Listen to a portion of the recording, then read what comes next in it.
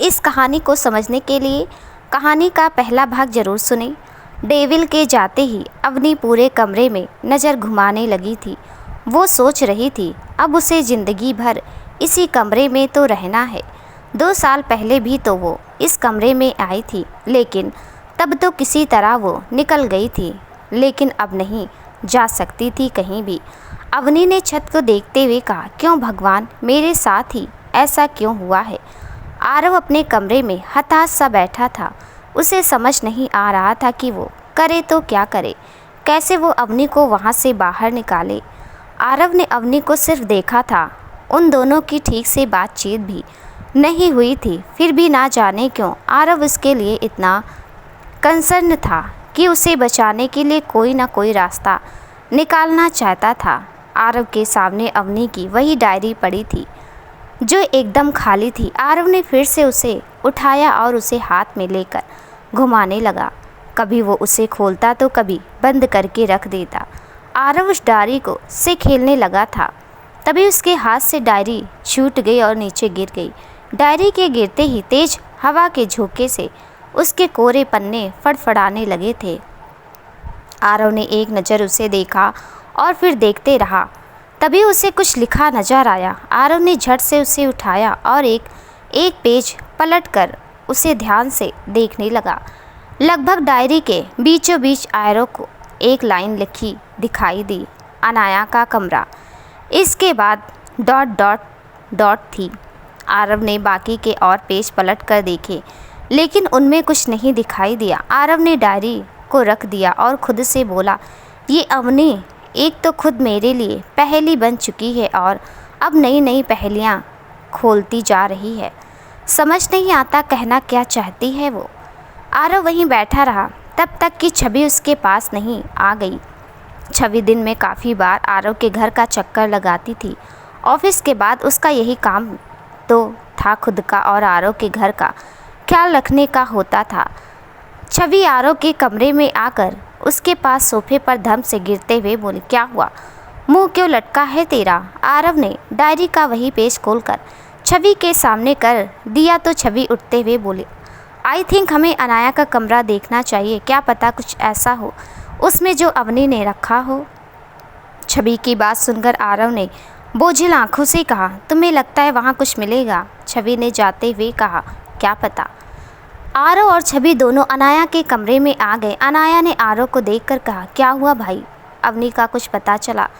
आरव अनाया के पास आकर बोला, अनाया, अवनी के बारे में तुम कुछ भी जानती हो तो बताओ मुझे, कुछ ऐसा जो उसने तुम्हें दिया हो या कभी बताया हो। अनाया ने सोचने के अंदाज में कहा, नहीं तो उसने तो कभी कुछ नहीं बताया। बड़ी अजीब है वो। 2 दिन कॉलेज आती थी, फिर 6-7 दिन नहीं आती थी, इसलिए ज़्यादा बातचीत नहीं हुई मेरी। छवि उनकी बातें सुनती हुई अनाया की बुक्स को देख रही थी तो आरव भी उसके साथ साथ अनाया के कमरे की एक एक चीज़ को ध्यान से देखने लगा था। आरव ने अभी कुछ चीज़ें ही देखी थी कि यकायक उसकी नज़र बुक्स पर गई। उसने हैरानी से देखा और उस ओर बढ़ गया तो पाया कि वहाँ एक डायरी थी जो बिल्कुल अवनी की दी हाँ डायरी के जैसी थी। आरव ने डायरी को खोला तो उसमें बहुत कुछ लिखा था। आरव ने एक नज़र डाली और बोला, छवि, डायरी मिल गई। अवनी हमें इस तक पहुंचाना चाहती थी अनाया, लेकिन ये यहाँ कैसे आई, मुझे तो उसने कभी नहीं दी ये। आरव, तुम्हें याद है वो हमारे घर भी तो आई थी, शायद उस वक्त रख गई हो।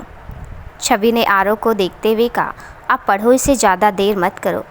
आरव ने हामी भरी और अपने कमरे में आ गया। अनाया अपने काम में लग गई जबकि छवि घर चली गई। आरव ने डायरी खोली तो उसमें फर्स्ट पेज पर ही जो लिखा था आरव पढ़कर चौंक गया था। तुम सोच रहे होगे कि ये डायरी अनाया के कमरे में कैसे आई, शायद उस दिन जब मैं तुम्हारे घर आई थी तब, लेकिन नहीं, तुम गलत सोच रहे हो। ये डायरी मैंने अनाया के बैग में चुपके से रखी थी क्योंकि मैं जानती थी इसकी सही जगह वही है और अनाया कभी उस पर ध्यान नहीं देगी। कुछ दिनों की मुलाकात में मैं अनाया को अच्छी तरह समझ चुकी थी। आरव, मैं जानती हूँ तुम मुझसे प्यार करते हो और इस कदर करते हो कि मेरे अलावा तुम किसी और को देखते तक नहीं। आरव एक बार फिर चौंका। उसने खुद से कहा, जब पता था कि मैं उससे प्यार करता हूँ तो कभी मिलने की कोशिश क्यों नहीं की? आरव ने आगे पढ़ा तो फिर से चौंका। तुम ये सोच रहे होगी कि मैंने कभी तुम्हें बताया क्यों नहीं, या फिर तुमसे मिली क्यों नहीं, जबकि तुम तो रोज़ आते थे, है ना? आरव ने फिर से डायरी पर से नज़र हटाकर कहा।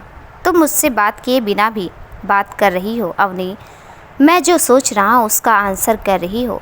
आरव कुछ देर चुप रहा और फिर डायरी में देखने लगा तो आगे पढ़ना शुरू किया। अब ज़्यादा सोचो मत, मैं जानती हूँ तुम प्यार करते हो मुझसे, लेकिन मैं नहीं करती और ना ही कभी कर सकती हूँ, क्योंकि आज ये सब पढ़कर तुम्हें मुझसे नफ़रत हो जाएगी। और मैं तुम्हें ये सब इसलिए बता रही हूँ ताकि तुम मुझे एक सपना समझकर भूल जाओ और अपनी ज़िंदगी में आगे बढ़ो। आरव, कभी कभी हम उन चीज़ों के शिकार हो जाते हैं जो हमने कभी सपने में भी नहीं सोची थी। तुम्हें मुझसे हमदर्दी होगी मेरी सच्चाई जानकर, लेकिन प्लीज़ मुझे भूल जाना, क्योंकि मैं कभी भी तुम्हारी ज़िंदगी में आकर तुम्हें बर्बाद नहीं करना चाहती हूँ। आरव ने पेज पलटे तो एक पेज खाली था। अगले पेज से उसने पढ़ना शुरू किया। बहुत अच्छी चल रही थी मेरी ज़िंदगी, 11th क्लास, जहाँ से मेरी ज़िंदगी की बर्बादी शुरू हो गई। आज भी वो दिन याद है मुझे जब स्कूल के एक छोटे से फंक्शन में वो गेस्ट बनकर आया था। आकाश राजपूत, जिसे लोग डेविल के नाम से जानते हैं, या फिर वो खुद ही डेविल बनने की इच्छा रखता हो। स्कूल की सब लड़कियां उसकी आंखों को फाड़ के देखे जा रहे थे। उसकी उम्र ही क्या थी, सिर्फ 18 साल। इतनी छोटी सी उम्र में वो इतना बड़ा बन चुका था कि स्कूलों को डोनेशन देने लगा था और गेस्ट के तौर पर जाया करता था। सब उसकी वाहवाही करते नहीं थकते थे। हमारे स्कूल के प्रिंसिपल भी उससे झुक झुक कर बात कर रहे थे, तो स्कूल की लड़कियों का उसकी ओर आकर्षित होना लाजमी था। लेकिन मुझे इसमें कोई दिलचस्पी नहीं थी। मैंने एक उड़ती नज़र उस पर डाली और अपने काम में लग गई। मैं क्लास की टॉपर लड़की थी, इसलिए मुझे ही गेट्स के तिलक करने का काम सौंपा गया था। मैंने सबको तिलक लगाया और जब उसकी बारी आई तो मेरा ध्यान उसकी आंखों पर ना जाकर माथे पर था, जहां मुझे तिलक करना था, लेकिन उसका ध्यान मेरी आंखों पर था।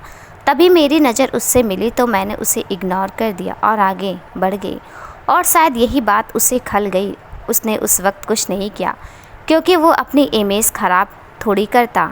छोटा सा फंक्शन था, जल्दी ही ख़त्म हुआ तो सभी मेहमानों के लिए नाश्ता तैयार किया गया। अब उसने अपनी मन मर्जी करी और प्रिंसिपल से कहकर मुझे बुलवा भेजा और कहा कि वो ही मुझे नाश्ता करवाए। अब उसके कहे को कोई टाल कैसे सकता है। मुझे बुलाया गया और कुछ खाने का सामान देकर एक कमरे में जाने के लिए कह दिया गया। मैं किसी को मना नहीं करती और आज यही मेरे लिए सज़ा बनने वाली थी। मैं जब कमरे में पहुंची तो वहां उसके अलावा और कोई नहीं था। चूँकि उस वक्त वो मुझे सही इंसान लगा था, क्योंकि उसके बारे में सब अच्छा ही सुना था, इसलिए मैं बिना किसी डर के उसके पास चली गई और मुस्कुराकर उसे खाने के लिए सामान दे दिया। लेकिन तभी कमरे का दरवाज़ा बंद हो गया। मैंने एकदम से पीछे मुड़कर देखा, लेकिन तब तक दरवाज़ा बंद हो चुका था। मैं घबरा गई थी, क्योंकि ऐसा पहले कभी नहीं हुआ था मेरे साथ। मैं हमेशा घर से स्कूल और स्कूल से घर तक सीमित थी। घर में भी माँ के अलावा किसी से बात नहीं करती थी, अपने भाई से भी दूर ही रहा करती थी। ऐसे में एक अजनबी इंसान के साथ कमरे में अकेले रहना मुझे अंदर तक डरा गया था।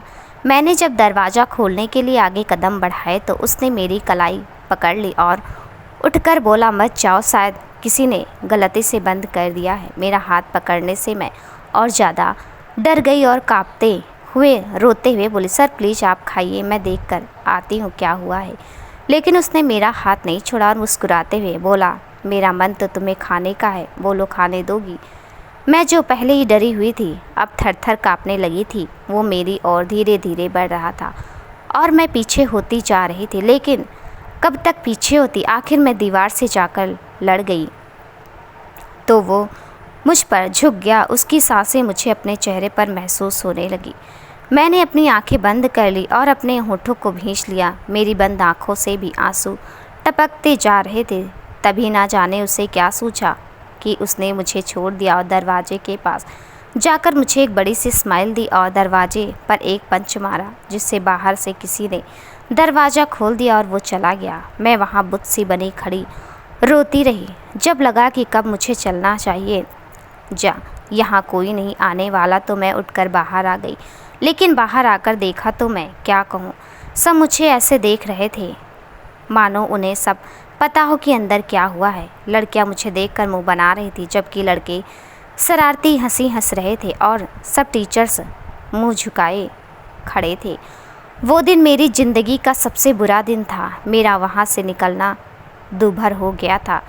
बहुत मुश्किल से मैं अपने घर आई और ख़ुद को कमरे में बंद कर लिया और ना जाने कब तक रोती रही।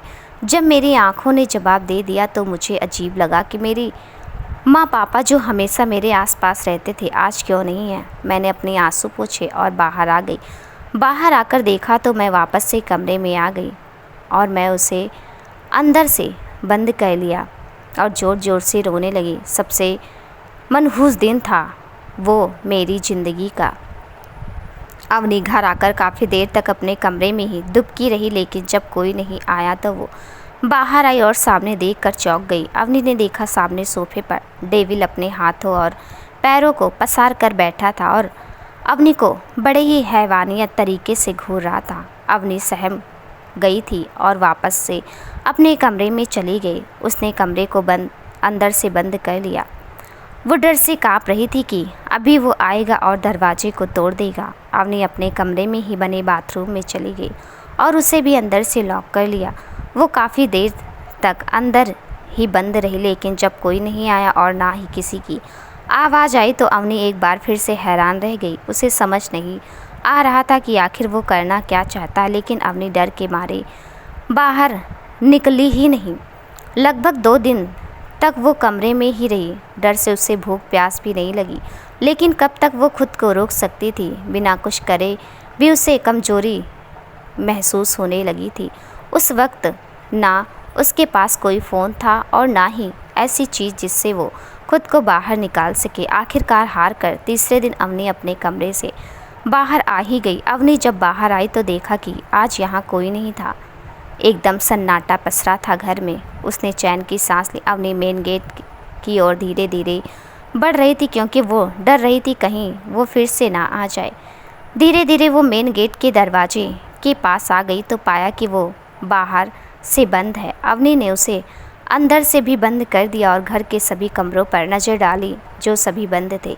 चूँकि घर छोटा सा था, एक मिडिल क्लास फैमिली जितना, इसलिए एक जगह खड़े हो गए कर भी सब कमरों का पता लग गया था। अवनी ने अब चैन की सांस ली और सीधे किचन में जाकर खुद के लिए खाना बनाने लगी। खाना बनाते बनाते वो सोचने लगी थी, काश एक फ़ोन होता तो मैं किसी की हेल्प ले लेती, लेकिन अब मैं करूं भी तो क्या। अब अवनी थोड़ी खुल गई थी, क्योंकि वो श्योर थी कि अब घर में कोई नहीं आ सकता है। तो उसने खुद के लिए खाना बनाया और उसे लेकर जैसे ही मुड़ी वो फिर से काँपने लगी। डेविल किचन के दरवाजे में एक और टेक लगाकर खड़ा था। वो हाथ बांधे अवनी को ही देख रहा था। वो मुस्कुरा रहा था जो अवनी को और ज़्यादा डरा रहा था। अवनी बुत की तरह वहीं खड़ी रही तो डेविल उसकी ओर बढ़ते हुए बोला, बना लिया खाना, चलो खाते हैं अब। अवनी कुछ नहीं बोली, वो बस उसे देखती रही। तो डेविल ने उसके हाथ से खाना लिया और उसके हाथ की कलाई पकड़कर बाहर आने लगा। अवनी बिना कुछ बोले बाहर आ गई। डेविल ने अवनी को सोफे पर बैठा दिया और अपने हाथों से खाना खिलाने लगा, लेकिन अवनी ने मुंह नहीं खोला। डेविल ने बड़े ही मीठे अंदाज में कहा, मुझे ना नुकुर बिल्कुल पसंद नहीं। तुम बहुत खुश नसीब हो जो मैं तुम्हें खिला रहा हूँ। खा लो, वरना गुस्सा आएगा तो ज़बरदस्ती खिलाऊँगा। अवनी क्या करती, उसने मुँह खोला और रोते रोते खाने लगी। तो डेविल ने आंसू पोंछते हुए कहा, ये बात के लिए बचा के रखो, अभी बहा दोगी तो ख़त्म हो जाएंगे। अवनी कुछ नहीं बोली तो डेविल ही बोला, तुम सोच रही होगी कि मैं कहाँ से आ गया, दरवाज़ा तो बंद है ना। अवनी ने डेविल को नहीं दी गई देखा, वो नज़रें झुकाए बैठी रही। डेविल उसके पास बैठते उसके कंधे पर हाथ रखकर उसे अपनी बाहों में लेकर बोला, तुम्हारे पापा ने बताया था इस घर में आने का नया रास्ता छत से। अवनी डेविल के पास बैठने से काँप तो रही ही थी। अब अपने पिता की बात सुनकर उसकी आंखों से आंसू आने लगे। तभी डेविल ने हंसते हुए कहा, डोंट वरी, मैंने उन्हें मारा नहीं है, बल्कि तुम्हारे बदले में मैंने उन्हें बहुत सा पैसा दे दिया, बड़ा बंगला, गाड़ी, पैसे, और वो एक बार में ही मान गए। अब तुम मेरी और पैसा उनका। अवनी का तो मानो दिल निकल ही गया हो। माता पिता ही तो थे जिनसे वो कुछ कह सकती थी, उन लोगों ने भी उसे बेच दिया। डेविल ने आगे कहा, अब इस घर में सिर्फ तुम रहोगी। कुछ दिनों बाद मैं तुम्हें अपने घर लेकर चलूँगा, अभी नहीं चल सकता ना जान, समझा करो। डेविल खुद से ही बातें करने लगा था। अवनी एकदम सी खड़ी हुई और बर्तन उठाकर किचन में चली गई। डेविल को कुछ समझ नहीं आया तो वो भी उसके पीछे पीछे आ गया। अवनी जल्दी से अपने कमरे में जाना चाहती थी, लेकिन आज वो नहीं जा सकी। डेविल ने उसे बीच में ही रोक लिया और बोला, 2 दिन से कमरे में बंद हो, ये काफ़ी नहीं है। वो अवनी की ओर बढ़ रहा था और अवनी पीछे जा रही थी। अवनी ने रोते हुए हाथ जोड़कर कहा, प्लीज़ मुझे जाने दो, मैंने तुम्हारा क्या बिगाड़ा है। डेविल अवनी के बिल्कुल पास आकर बोला, मुझे पसंद नहीं कि कोई लड़की मुझे देखे ना। तुमने मुझे इग्नोर किया और अब तुम मेरे सामने हो। वैसे भी तुम मुझे बहुत पसंद आई, इसलिए अब सिर्फ तुम और मैं। अवनी कुछ बोलने को हुई, तभी डेविल ने उसके होठों पर अपने होठ रख दिए। अवनी ने अपने हाथों से डेविल को दूर करना चाहा, लेकिन डेविल ने अपने दोनों हाथों से उसके हाथों को दीवार से सटा दिया और उसके होठों को काटने लगा था। अवनी के होंठ कटने से उसे दर्द होने लगा था, लेकिन वो चीख भी तो नहीं सकती थी, क्योंकि डेविल ने उसके होठों को इस कदर भींच के रखा था मानो वो उसे खा ही जाएगा। वो उससे दूर होने का नाम तक नहीं ले रहा था। अवनी छटपटाने लगी थी। उसने अपना पूरा जोर लगाया और डेविल को खुद से दूर कर दिया। डेविल 2 कदम पीछे हट गया, लेकिन उसकी मदहोश आंखें अभी अवनी पर ही थी। अवनी के होंठ से खून रिसने लगा था। वो जाने को हुई तो डेविल ने उसे नहीं जाने दिया और एक बार फिर उस पर टूट पड़ा। अब वो उसके गले को काटने लगा था, कभी इधर तो कभी उधर। अवनी उसे दूर कर रही थी, लेकिन उसका बस नहीं चल रहा था। डेविल एक भूखे हैवान की तरह उसे नोच रहा था, नहीं खा रहा था। अवनी उससे दूर होने की कोशिश करती, लेकिन हर बार नाकाम हो जाती। उसके होंठ से रिस का खून गले तक आने लगा था तो डेविल ने उसके खून को चाटते हुए कहा, तुम सच में कमाल हो। डेविल उससे दूर हुआ और देखा तो अवनी के गले के पास भी उसके काटने से थोड़ा थोड़ा खून निकलने लगा था। अवनी जो कुछ देर पहले इतनी कोमल सी नज़र आ रही थी, अब वो बड़ी ही अजीब नज़र आने लगी थी। होंठ से रिश्ता खून गले तक आता हुआ, आंखों में आंसू नीचे गिर रहे थे और गले पर लाल लाल निशान उसे अब बदसूरत बना रहे थे। डेविल ने अवनी को देखते हुए कहा, मेरा मन नहीं भरा अभी, लेकिन तुम तो खून हो गई। लेकिन कोई नहीं, आज के लिए इतना ही, अब फिर कभी। अवनी खामोश आंखों से सिर्फ उसे देख रही थी। डेविल जाते हुए बोला, बाहर दवा रखी है, लगा लेना और 3 दिन बाद तक ठीक होकर तैयार रहना। डेविल किचन से बाहर जाने ही वाला था कि वो फिर मुड़ा और बोला, घर से बाहर जाने की कोशिश भी मत करना, क्योंकि सब और मेरे आदमी खड़े हैं और मैं नहीं चाहता तुम बाहर जाने की कोशिश में खुद को परेशान करो मेरी जान। और हाँ, तुम मर भी नहीं सकते हो, क्योंकि तुम्हारी सबसे कीमती चीज़ जो है ना, वो मैं जानता हूँ क्या है। तुम तुम ये तो नहीं चाहोगी कि तुम्हारे जाने के बाद मैं उसके साथ कुछ करूं, है ना। डेविल चला गया तो अवनी वहीं बैठ गई और एकदम शून्य हो गई। उसे जैसे सदमा लगा हो। अब वो दर्द को भी भूल गई थी। ना वो कुछ सोच रही थी, ना वो कुछ हरकत कर रही थी, बस शून्य सी बैठी थी। घंटों तक वो ऐसे ही बैठी रही और फिर उठकर अपने कमरे में आ गई और बेड पर गिर पड़ी। अवनी जब उठी तो उसके जिस्म पर लगा खून सूख चुका था। उसे दर्द तो हो रहा था, लेकिन वो दवा भी नहीं लगाना चाहती थी, इसलिए वो उठकर नहा कर आ गई। अवनी अपने बेड पर बैठी सोचती रही कि उसे क्या करना चाहिए ताकि यहाँ से वो निकल सके।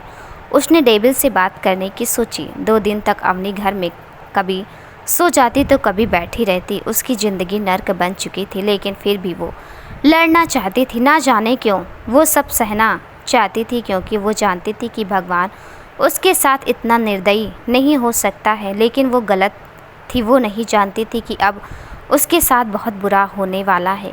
आज डेविल आया तो अवनी अपने कमरे में ही थी। डेविल ने दरवाज़ा खटखटाया, लेकिन अवनी ने नहीं खोला। डेविल गुस्सा करते हुए दरवाज़ा ज़ोर ज़ोर से खटखटाने लगा और बोला, दरवाज़ा खोल, नहीं तो तोड़ना आता है मुझे। अवनी ने दरवाज़ा नहीं खोला और बेड के कोने पर सिमट कर बैठी रही। तभी दरवाज़ा तेज आवाज़ के साथ खुला और डेविल अंदर आ गया।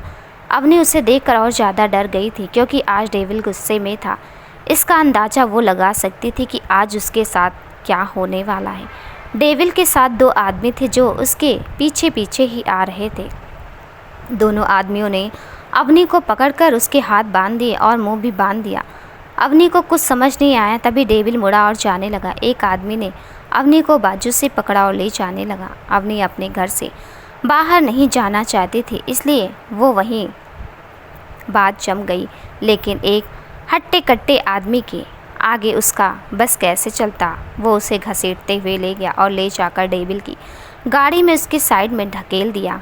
अवनी के अंदर आते ही गाड़ी का दरवाज़ा बंद हुआ और डेविल की गाड़ी चल पड़ी। डेविल ने अवनी को एक नज़र देखा और फिर फ़ोन को कान के पास लगाते हुए बोला, आ रहा हूँ मैं, इंतज़ार करो। कुछ देर बाद डेविल अपने घर पर आ गया और उसने अवनी को एक कमरे में बंद कर दिया। ये वही कमरा था जिसमें आज अवनी कैद है।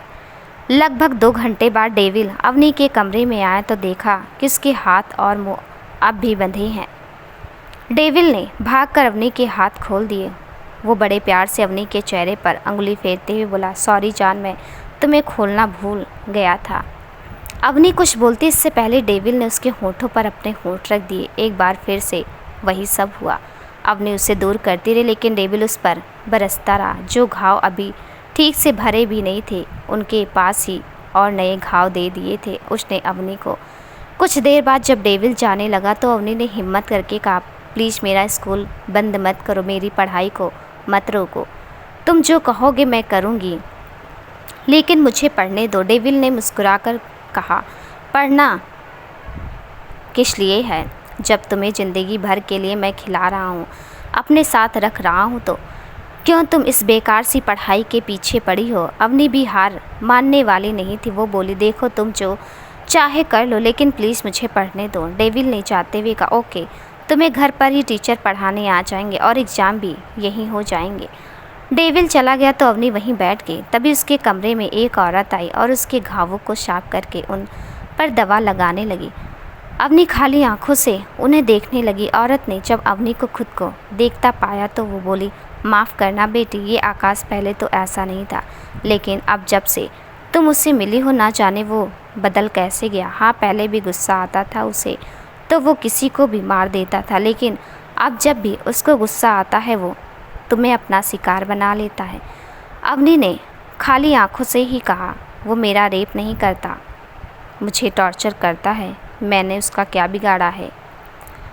औरत ने हैरानी से कहा, अगर वो ये सब नहीं करता तो फिर किसी बड़े मुहूर्त की तलाश में है। अवनी मतलब औरत, मतलब ये कि बेटी अब तुम्हारे साथ वो होने वाला है जो कोई सोच भी नहीं सकता है। मैं तो सिर्फ तुम्हारे घाव को साफ करके उन पर दवा लगा सकती हूँ, और तो मैं असहाय कुछ नहीं कर सकती। बस तुम हिम्मत मत हारना। औरत के कहने से अवनी अंदर तक घबरा गई। वो सोचने लगी थी कि अब क्या होने वाला है। औरत चली गई तो अवनी दीवार से सिर लगाकर शून्य में देखने लगी। कुछ दिन बीते। अब अवनी को पढ़ाने के लिए टीचर उसके कमरे में ही आता था। 2-3 दिन के अंतराल में डेविल उसके मज़े लेता तो अवनी 2 दिन तक पढ़ नहीं पाती थी, लेकिन फिर भी वो हार नहीं मान रही थी। टीचर भी डेविल के इशारे पर ही काम किया करता था। जब डेविल उसे न आने की कहता तो वो नहीं आता था। अब अवनी 12th क्लास में आ चुकी थी, लेकिन उसके घाव और गम कभी कम नहीं हुए, बल्कि बढ़ती उम्र के साथ साथ घाव भी बढ़ते ही चले गए थे। रोज़ की तरह डेविल आज भी अवनी के कमरे में आया, लेकिन आज उसने कुछ नहीं किया। वो अपने साथ एक बैग लेकर आया था। उसने अवनी की ओर बैग को करते हुए कहा, पहन और जल्दी से तैयार हो जा, मेरे दोस्त आने वाले, उनसे मिलने जाना है। अवनी उस औरत की कही बात आज तक नहीं भूली थी, इसलिए वो सहम गई थी, लेकिन वो कर भी क्या सकती थी। डेविल अपना आदेश सुनाकर चला गया तो अवनी कपड़े पहनने लगी थी। डेविल उसे एक शॉर्ट ड्रेस देकर गया था, जो शॉर्ट से भी शॉर्ट थी। उसमें अवनी का सारा जिस्म साफ साफ दिखाई दे रहा था। अवनी ने वो पहन तो ली थी, लेकिन वो उसमें खुद को बहुत विंची हुई महसूस कर रही थी। तभी डेविल आया। उसने अवनी को ऊपर से नीचे तक देख कर कहा, wow you looking hot. Avni, मुझे ये पसंद नहीं। डेविल उसका हाथ पकड़कर बाहर आते हुए बोला, मुझे फ़र्क नहीं पड़ता, मुझे तो पसंद है। अवनी अब कुछ नहीं बोली। डेविल उसे खींचता हुआ बाहर गाड़ी तक ले आया तो घर के सभी नौकर और बॉडीगार्ड की नज़र अवनी पर ही थी, जिससे अवनी इतना बुरा फील कर रही थी कि अभी के अभी मर जाना चाहती थी, लेकिन वो कुछ नहीं कर सकी। डेविल उसे एक बार में लेकर आ गया और 2 लड़कों के पास ले जाकर खड़ा कर दिया। डेविल ने लड़कों को हाई फाइव करते हुए कहा, यही है जिसने मुझे इग्नोर किया था। उनमें से एक लड़का बोला, तो मतलब जो मैंने तुझसे कहा तूने वो कर दिखाया। डेविल ने नॉर्मल होकर कहा, अब जो मुझ पर लट्टू हो उनके साथ रोमांस करने में कैसा मज़ा। ये अभी भी कच्ची कली है, हर बार नई सी लगती है ये मुझे, लेकिन मैंने कभी हद पार नहीं की। दोनों लड़कों ने अवनी को ऊपर से नीचे तक देखते हुए कहा, हमें भी मौका दीजिए ना। अवनी इतने सारे लोगों को देखकर पहले ही डर रही थी, अब तो उसे चक्कर भी आने लगे थे। हर जगह शराब में धुत आदमी थे और अवनी ने सबके बीच अकेली थी। डेविल अपने दोस्तों के साथ एक कमरे में गया। अवनी को उसने दूसरे कमरे में भेज दिया था। अवनी अब कमरे में आकर थोड़ा सही फील कर रही थी, लेकिन ये फील ज़्यादा देर तक नहीं रह सका। वो सही से बैठी भी नहीं थी कि तभी किसी ने दरवाज़ा खटखटाया। अवनी उस ओर बढ़ी ही थी कि दरवाज़ा खुद ही खुल गया और डेविल अंदर आ गया। अवनी डेविल को देखकर चौंक गई। उसके चेहरे पर डर पनपने लगा था। अवनी डर के मारे 2 कदम पीछे हट गई, लेकिन कमरा बहुत छोटा सा था, वो ज़्यादा पीछे नहीं जा सकती थी। डेविल उसकी ओर बढ़ते हुए बोला, आज वो होगा जो किसी ने सोचा भी नहीं होगा। अवनी उसे देखकर एक कोने में दुबक गई। उसने अपने चेहरे को अपने घुटनों में दे लिया और वो चिल्ला पड़ी, नहीं, दूर जाओ मुझसे प्लीज़, मैं ये नहीं देख सकती। अवनी की आवाज़ गूंज उठी, लेकिन उसे सुनने वाला वहाँ कोई नहीं था। डेविल अवनी को अपने दोस्तों से मिलवाने के लिए बाहर ले आया था, लेकिन यहाँ क्या होने वाला था ये सिर्फ डेविल जानता था, अवनी नहीं। डेविल अवनी के पास आया। उसने अपने एक हाथ में 2 पीस कपड़े के पकड़े थे जो अवनी समझ नहीं पाई थी, लेकिन तभी डेविल ने उन्हें अलग अलग कर हाथ में पकड़ लिया तो अवनी डर कर पीछे हट गई। डेविल ने उन पीसेज को अवनी के मुंह पर फेंक कर कहा, इन्हें पहन। अवनी बुत बनकर वहीं खड़ी रही तो डेविल ने घूर कर उसे देखते हुए कहा, मैं पहनाऊं क्या। अवनी अब भी नहीं हिली तो डेविल गुस्से में उसकी ओर बढ़ गया और ज़बरदस्ती उसके कपड़े निकालने लगा। अवनी ने डेविल को धक्का दे दिया। डेविल नशे में होने के कारण ज़मीन पर गिर गया। अब उसके गुस्से की हद पार हो गई। वो एक झटके के साथ खड़ा हो गया और गुस्से से बोला, साली प्यार की भाषा समझ नहीं आती ना तेरे को, अब देख तू मैं क्या करता हूँ। डेविल जब नहीं गया तो उसके दोस्त भी उस कमरे में आ गए। दोनों ने कमरे में झांकते हुए कहा, क्या हम अंदर आ जाएं? डेविल ने हाथ के इशारे से दोनों को अंदर बुला लिया और दरवाज़ा लॉक कर दिया। अब अवनी समझ चुकी थी कि उसके साथ क्या होने वाला है, लेकिन वो अब भी विरोध कर रही थी। लेकिन तीनों लड़के उस पर टूट पड़े थे। डेविल ने दोनों दोस्तों ने अवनी को पकड़ लिया और डेविल ने कैंची लेकर अवनी की शॉर्ट ड्रेस को काटना शुरू कर दिया। अवनी रोती रही, चिल्लाती रही, लेकिन उसकी सुनने वाला कोई नहीं था। डेविल ने उसकी ड्रेस को काट दिया और अपने दोस्तों को इशारा किया तो वे दोनों बाहर चले गए। अब डेविल अवनी को ज़बरदस्ती अपनी लाई हुई ड्रेस पहनाने लगा, जो इतनी छोटी थी कि राबी उसे बड़ी लगे और नीचे भी उतनी ही छोटी थी। डेविल ने अवनी को पहनाया और खींचकर बाहर ले आए, जहाँ नशे में धुत आदमी लड़के सबकी बहशी नजरें अवनी पर आ टिकी। एक लड़की इतने सारे मर्दों के बीच खुद को ऐसे कपड़ों में रखकर कैसा फील कर रही होगी ये सिर्फ अवनी जानती थी। अब सब उसे नाचने के लिए कहने लगे थे और उसकी ओर बढ़ने लगे थे। अवनी डर के मारे वहाँ बेहोश हो गई तो डेविल ने मुंह बनाकर कहा, क्या यार, सारा मजा किरकिरा कर दिया इसने तो। डेविल ने अपने दोस्तों को अवनी को ले जाने का इशारा किया तो वे दोनों उसे अंदर ले गए और उस पर पानी छिड़क कर उसे उठाने की कोशिश करने लगे। डेविल जब कमरे में आया तो अवनी अभी भी बेहोश ही थी, लेकिन उसके आते ही उसको थोड़ा होश आया तो डेविल ने अपने दोस्तों को देखते हुए कहा, बाहर जाकर इंतज़ार करो, मेरे बाद तुम लोगों का नंबर है। दोनों लड़के खुश होते हुए बाहर आ गए। अवनी ने जैसे ही आंखें खोली डेविल को सामने देखकर वो रोते हुए बोली, प्लीज़ ऐसा मत करो मेरे साथ प्लीज़। अवनी थोड़ी उठी ही थी कि डेविल उसके ऊपर कूदता हुआ बोला, तेरे को पता है मैं तुझे मेरी ज़िंदगी में क्यों लेकर आया हूँ। अवनी कुछ नहीं बोली तो डेविल बोला, चल बताता हूँ आज तुझे। हुआ यूँ कि मेरी जो आँखें हैं ना, भगवान का मुझे दिया हुआ एक नायाब तोहफ़ा है। डेविल ने अपनी आँखों को अवनी की आँखों के सामने करते हुए कहा, देखो देखो सुंदर है ना मेरी नीली आँखें। बचपन से जो भी लड़की मुझे देखती थी मेरी आँखों में खो जाती थी। लड़कियाँ ही नहीं औरतें भी मुझे देखने मात्र से मेरी दीवानी हो जाती हैं, और जो मेरी दीवानी हो उनके साथ मुझे रोमांस करने में मज़ा नहीं आता। मैंने ये सोचा था जो लड़की मेरी दीवानी नहीं होगी मैं उसी से शादी करूँगा और उसी के साथ अपनी ख्वाहिशें पूरी करूँगा। डेविल के ये कहते ही अवनी गुस्से से बोली, ये ख्वाहिशें नहीं हैवानियत है। डेविल ने हंसते हुए कहा, कुछ भी समझ, लेकिन मेरी तो ये ख्वाहिश ही है। अब आगे सुन। मैं तड़पता रहा इतने सालों तक कि कोई लड़की मेरी ज़िंदगी में आए, लेकिन मेरी ख्वाहिश के चलते कैसे आ सकती थी। मैं बचपन से ही वहशी दरिंदा हूँ, लेकिन कभी दिखाई नहीं, लेकिन अब देखना पड़ेगा तुझे। डेविल ज़ोर ज़ोर से हंसने लगा तो अवनी उसे नफ़रत से घूरने लगी। डेविल उठा और पास रखी शराब की बोतल को उठाकर उसे गट गट पी गया और एक बार फिर अवनी की ओर बढ़ गया। अवनी उठी ही थी कि डेविल ने उसे दबोच लिया और उसके होठों पर अपने होठ को रखकर उसे काटने लगा। अवनी बोल तो नहीं सकती थी, लेकिन वो दर्द से छटपटाने लगी थी। डेविल ने अब उसके होठों को छोड़ उसकी गर्दन पर वार किया और वहाँ भी काटने लगा था, लेकिन आज वो धीरे धीरे और नीचे बढ़ता चला गया तो अवनी ने उसे दूर करना चाहा, लेकिन वो कर नहीं पाई। डेविल ने उसके शरीर के सारे कपड़े उतार दिए और अवनी का रेप कर दिया। अवनी रो रही थी, लेकिन डेविल को कोई फ़र्क नहीं पड़ा। वो तो बस अपनी प्यास बुझा रहा था जो बरसों से लगी थी। वो अवनी को तब तक नोचता रहा जब तक कि अवनी की आंखें बंद नहीं हो गई। डेविल उठा तो अवनी ने अपनी आंखें खोलने की कोशिश करी। तभी डेविल बोला, बस थोड़ा दर्द और होगा, मेरे दोस्तों की प्यास और बुझा दो। अवनी बोलने की हिम्मत में तो नहीं थी, उसकी आंखों के किनारे से आंसू बह रहे थे। उसमें इतनी हिम्मत भी नहीं बची थी कि वो अपने आंसू पोंछ सके। डेविल वहाँ से बाहर आ गया और उसका एक दोस्त अंदर आ गया। अवनी अभी भी बिना कपड़ों के ही बेड पर थी तो वो बिना कुछ बोले उस पर टूट पड़ा।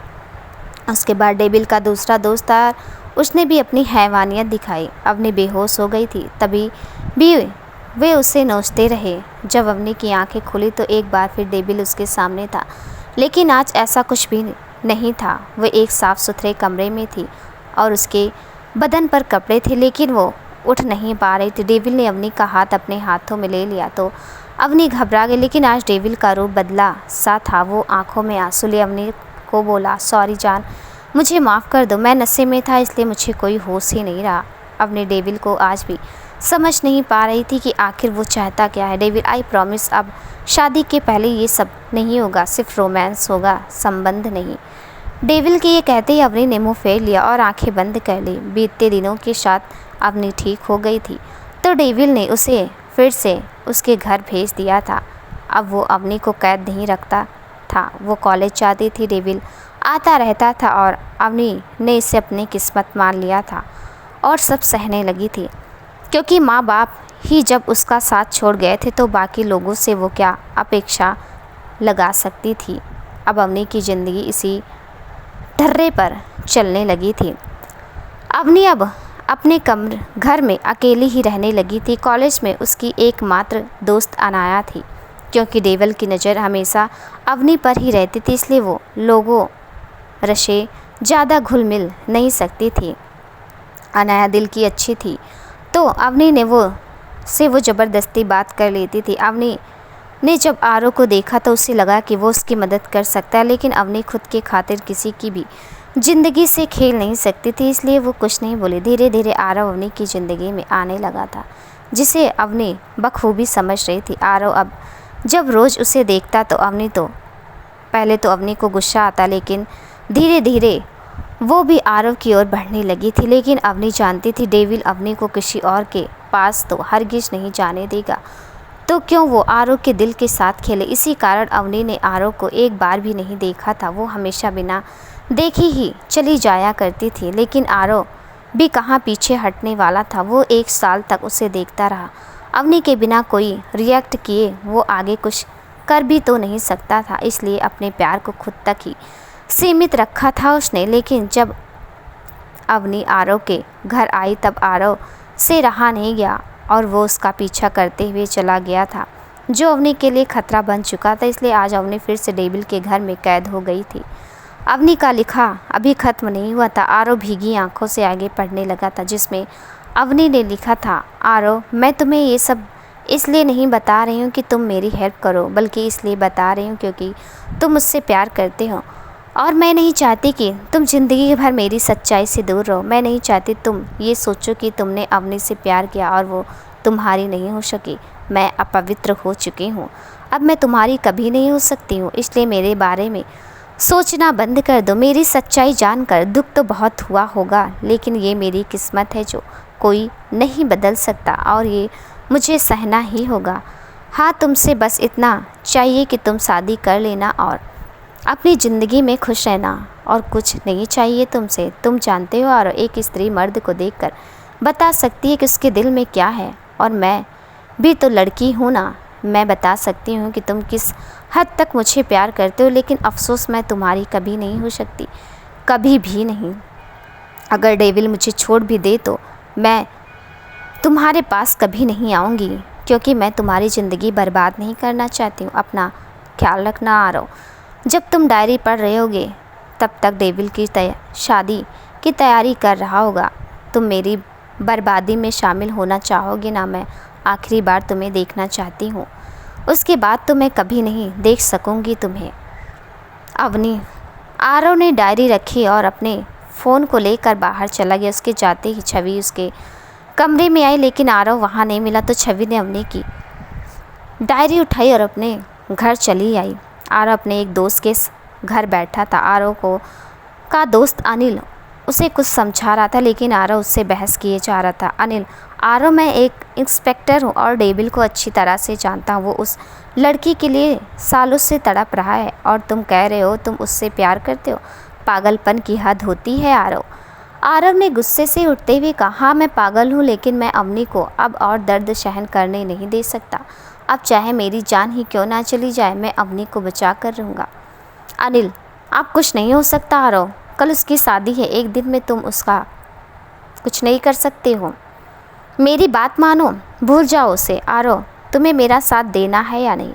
अनिल ने आरव से हारते हुए कहा, दोस्त हूँ, अपनी दोस्ती तो निभाऊंगा, लेकिन मैं बता रहा हूँ तू ये सही नहीं कर रहा है। इससे उस लड़की को भी प्रॉब्लम हो सकती है। आरव, परवाह नहीं, मैं मर भी जाऊँ, लेकिन उससे अवनी की शादी नहीं होनी चाहिए। अनिल, ठीक है, मैं करता हूँ कुछ। आरव और अनिल कल शादी रोकने की प्लानिंग करने लगे। डेविल अवनी के कमरे में आया, उसके पीछे कुछ लड़कियां भी अंदर आई। डेविल ने लड़कियों की ओर इशारा किया तो सभी लड़कियां अवनी के पास चली गई। डेविल, कल हमारी शादी है, तुम सब मेरी दुल्हन को राजकुमारी की तरह सजाना, वरना तुम सब जानती ही हो मैं क्या कर सकता हूँ। सभी लड़कियां सिर झुकाकर खड़ी हो गई, कोई कुछ नहीं बोली तो डेविल चला। अवनी ने सबको बारी बारी से देखा तो पाया कि ये सब भी उसी की तरह डेविल की क्रूरता की शिकार हैं। अगले दिन डेविल का घर। आरव और अनिल अंदर जाने के लिए गार्ड से बातचीत कर रहे थे, लेकिन गार्ड उसे जाने नहीं दे रहे थे क्योंकि डेविल ने किसी को भी अंदर आने की परमिशन नहीं दी थी। आरव गार्ड से झगड़ने लगा था तो अनिल उसे वापस बाहर ले आया और बोला, ये क्या कर रहा है तू? ऐसे तो वो लोग हमें मार डालेंगे बेवजह ही। आरव गुस्से में, मुझे अंदर जाना है, चाहे कैसे भी जाना हो। आरव एक बार फिर अंदर आया। अनिल उसे रोक रहा था, लेकिन आरव अंदर बढ़ता चला गया। ज़बरदस्ती जाने से गार्ड ने उसे पकड़ लिया और डेविल को इन्फॉर्मेशन दे दी। डेविल अंदर अपने कमरे में तैयार हो रहा था। जब उसे आरव को सीसीटीवी में देखा तो वो मुस्कुरा दिया और बोला, आशिक आ गया। डेविल ने अपने आदमियों को आदेश देते हुए कहा, अंदर ले आओ उसे और ठीक मंडप के सामने बांध दो उसे। हम दोनों के फेरे तो देखने का हक है उसे। डेविल के दोनों दोस्त जो उसे तैयार कर रहे थे, दोनों ने हंसते हुए कहा, वाह बेटा, आज लग रहा है तू हमारा दोस्त है। बरसों की मेहनत ने फल दे ही दिया। डेविल कुछ नहीं बोला, वो बस टेढ़ा मुस्कुरा दिया। कुछ देर बाद डेविल मंडप में बैठा पंडित मंत्र पढ़ रहा था। डेविल पंडित के कहे अनुसार ही सब काम कर रहा था और बीच बीच में आरव को टेढ़ा मुस्कुराते हुए देख रहा था। आरव को कुर्सी पर बांध कर बैठाया था जो ठीक डेविल के सामने था। कुछ देर बाद दुल्हन को बुलाया गया। दुल्हन को लाया गया। आरव और डेविल दोनों ने देखा अवनी शादी के जोड़े में बहुत खूबसूरत लग रही थी। वो जैसे जैसे आगे बढ़ रही थी, आरव का दिल बैठता जा रहा था। अवनी का चेहरा दिखाई नहीं दे रहा था क्योंकि उसने घूंघट पहना था, लेकिन घूंघट से टपकते आंसू आरव देख सकता था। अवनी को डेविल के बगल में बैठा दिया तो आरव छटपटाने लगा। डेविल लेकिन वो कुछ नहीं कर सका। डेविल के दोस्त ने हंसते हुए कहा, अरे आशिक साहब, रुको जरा, सब्र करो। शादी होने के बाद आपकी मुलाकात इन्हीं से होगी। पंडित मंत्र पढ़ता गया और उसी के साथ आरव का दिल मरता गया। फेरों की सब रस्मों के बाद पंडित ने कहा, जजमान, ये विवाह संपन्न हुआ। आज से आप पति पत्नी हैं। आरव की तो मानो दुनिया ही खत्म हो गई। अब उसके पास जीने की कोई वजह भी तो नहीं थी। जी कर भी क्या करता वो। उसने अपनी गर्दन को नीचे झुका लिया और सुनने में चला गया। डेविल आरव के पास आया और उसका चेहरा ऊपर उठाकर बोला, आशिक देख, तेरी आशिकी फेल हो गई। तेरी महबूबा अब मेरी दुल्हन है। आरव कुछ बोलता उससे पहले डेविल के घर में मीडिया वाले आने शुरू हो गए। डेविल ने मीडिया को देख गुस्से से कहा, इन सबको किसने बुलाया है? तभी उसके एक दोस्त ने कहा, अरे इतने बड़े आदमी की शादी है, मीडिया में तो आना चाहिए ना। मीडिया वाले उनकी ओर बढ़ रहे थे तो डेविल ने अपने आदमियों से आरव को जल्दी से ले जाने के लिए कहा। आरव को एक कमरे में बंद कर दिया गया। मीडिया वाले डेविल के पास पहुंचे और अपने सवाल शुरू कर दिए। एक लड़की, सर आपने शादी कर ली, वो भी बिना किसी को बताए। क्या हम जान सकते हैं ऐसा आपने क्यों किया? डेविल, नहीं जान सकते, ये मेरी पर्सनल लाइफ है, मैं कुछ भी करूं। दूसरा लड़का, सर आप ऐसे बात नहीं कर सकते। अब डेविल को मीडिया वालों पर गुस्सा आने लगा था तो वो वहाँ से जाने लगा, लेकिन तभी उसके दोस्त ने उसका हाथ पकड़कर रोक दिया और ना जाने का इशारा किया। डेविल रुक गया तो एक लड़की ने कहा, सर आप पर तो सब लड़कियां फिदा हैं। हम देखना चाहते हैं आपकी वाइफ को, देखना चाहते हैं कि आपने किसे पसंद किया है। डेविल गुस्से से सबको देख रहा था लेकिन कुछ बोला नहीं। तभी दुल्हन के लिबास में खड़ी लड़की ने हरकत करी और चलकर डेविल के पास आ गई। उसने अपना पर्दा हटा दिया तो सब उसकी फ़ोटो क्लिक करने लगे थे। चूँकि वो डेविल के आगे खड़ी थी इसलिए उसने उसका चेहरा नहीं देखा था। एक लड़के ने दुल्हन से सवाल किया, मैम क्या आप हमें बता सकती हैं कि सर ने आपको कैसे प्रपोज किया? दुल्हन, अभी तक तो इन्होंने मुझे देखा भी नहीं है। दुल्हन की आवाज़ सुनते डेविल ने उसका हाथ पकड़कर उसको अपनी ओर किया। डेविल ने उसे ऊपर से नीचे तक देखते हुए कहा, कौन हो तुम? दुल्हन डेविल का जवाब दिए बिना ही मीडिया की ओर मुड़कर बोली, देखा, मैंने कहा था ना, अभी तक इन्होंने मुझे देखा तक नहीं है। डेविल का गुस्सा अब फूटने ही वाला था। उसने दुल्हन को झटके से खुद की ओर खींचकर धीरे से कहा, कौन है तू और अवनी कहाँ है? दुल्हन, अरे यार, मैं तुम्हारी वाइफ हूँ, पत्नी हूँ, और अगर मीडिया के सामने तुमने ऐसी वैसी हरकत करी तो पता ही है कि आपकी कितनी बदनामी होगी, इसलिए कोऑपरेटर करें। दुल्हन ने डेविल के हाथों में अपना हाथ डाल लिया और बड़े शौक से फ़ोटो खिंचवाने लगी। आरव को जिस कमरे में रखा गया था उसका टीवी चालू था। न्यूज़ में डेविल की शादी की बात ही हो रही थी। शहर के सबसे अमीर आदमी ने की आज शादी। आज अपने आप को डेविल कहने वाले ने अपने लिए ढूंढ ली एक हमसफ़र। आरव ने सिर झुकाए सब सुन रहा था। तभी उसके कानों में जो शब्द पड़े उन्होंने आरव को टीवी की ओर देखने के लिए मजबूर कर दिया। अभी तक तो इन्होंने मुझे देखा भी नहीं है। आरव को ये आवाज़ जानी पहचाने लगी तो उसने झट से टीवी की ओर देखा। आरव की आंखें फटी की फटी रह गई। थी। आरव के मुंह से बस इतना निकला, नहीं छवि, तुम ऐसी बेवकूफ़ी नहीं कर सकती। जी हाँ, डेविल की शादी छवि से हुई थी। आरव अब भी आंखें फाड़कर टीवी को ही देख रहा था। उसे यकीन नहीं हो रहा था कि छवि ऐसा कुछ कर सकती है, लेकिन अब तो उसने कर दिया था। अब उसने ऐसा क्यों किया, ये बात सिर्फ वो जानती थी और अवनी कहाँ, ये भी छवि के अलावा कोई नहीं जानता था। डेविल अवनी की जगह किसी और को पाकर अपने आपा से बाहर हो गया था। वो सबको छोड़कर अपने कमरे में आ गया तो उसके दोस्त भी उसके साथ साथ उसके कमरे में आ गए। डेविल को जाता देख छवि भी उसके पीछे चली गई थी। मीडिया वाले जा चुके थे।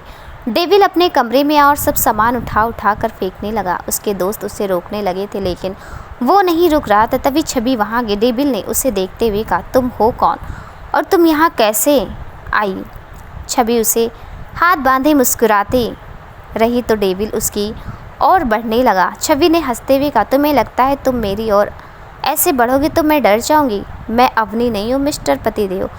छवि ने पतिदेव पर जोर देते हुए कहा। डेविल का पारा अब हाई हो चुका था। उसने छवि को मारने के लिए हाथ उठाया ही ताकि छवि बोली, अरे अरे पत्नी हूँ तुम्हारी, कोई गर्लफ्रेंड नहीं जो तुम मुझे मारोगे। और वैसे भी तुम्हारे पिता की वो वसीयत है, वो मैं अच्छी तरह से जानती हूँ। वो क्या लिख कर गए थे तुम भी तो जानते हो ना। डेविल ने हैरानी से छवि को देखते हुए कहा, तुम कैसे जानती हो ये सब? छवि, मैं तो बहुत कुछ जान चुकी हूँ तुम्हारे बारे में। बस यूँ समझ लो, तुमने जितने भी पाप किए हैं अब उन सब की सज़ा मिलने का वक्त आ गया है। डेविल के दोनों दोस्त छवि की ये बात सुनकर ज़ोर ज़ोर से हंसते हुए बोले, और सज़ा तो देगी उसे? छवि, बिल्कुल, लेकिन उससे पहले तुम दोनों से हिसाब किताब करना है मुझे। दोनों चुप हो गए तो डेविल बोला, अवनी कहाँ है बताओ मुझे। छवि, मुझे नहीं पता, लेकिन वो यहाँ तो बिल्कुल भी नहीं है। मैंने उसे यहाँ से बहुत दूर भेज दिया है। ना तू और ना ही आरव उस तक पहुँच सकता है।